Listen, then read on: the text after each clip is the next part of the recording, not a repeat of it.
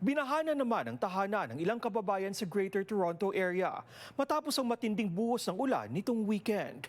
May report si Teresa Redula.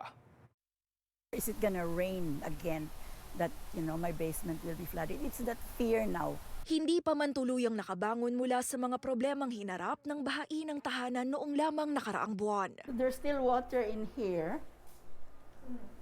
See? Nitong weekend, binaha na naman sa pangalawang sunod na pagkakataon ng basement ng 77-year-old na si Eva Bautista. It was like up to my ankle here. And then I went there, same thing. Nakilala din ng Omni Television ang kanyang kapitbahay, ang 82-year-old na si Romeo Santos. Every time it's raining, my wife is scared. Me too, but what can I do?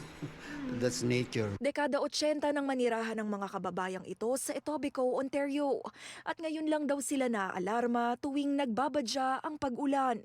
Umuulan, So I keep on looking out the window. I can see the water. The street was like a river. After maybe 2 hours of that, I looked again. I can see now, oh my God, there's about 5 inches of water already on the floor. Sumusunod naman daw sila sa rekomendasyon ng syudad sa mga preventive measures, pero halos hindi rin daw nakatulong. We installed a backup bulb and we're surprised why the water came in. We thought before that if you have the backup bulb, the water cannot get in because it closed.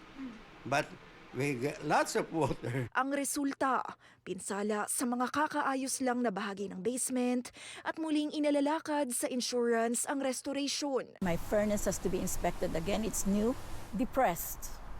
Like, why is this happening? Why is nothing being done, to prevent this?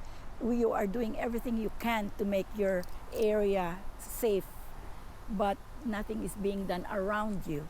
So, what can you do? Mahigit 100 millimeters ng ulan ang bumagsak sa iba't ibang bahagi ng Ontario noong Sabado.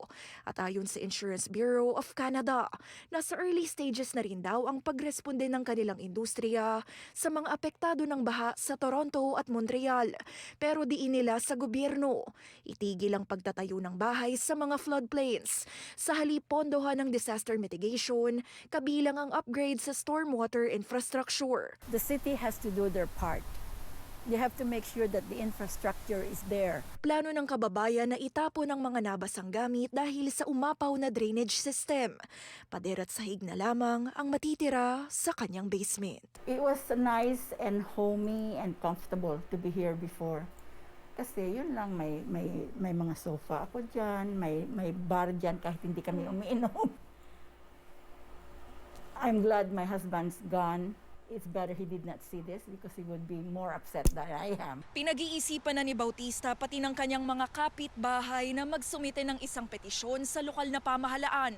Panawagan nila makabuluhang aksyon sa halip na band-aid solution nang hindi sila nangangamba tuwing makulimlimang panahon tulad ngayon. Teresa Redula, Omni News, Toronto.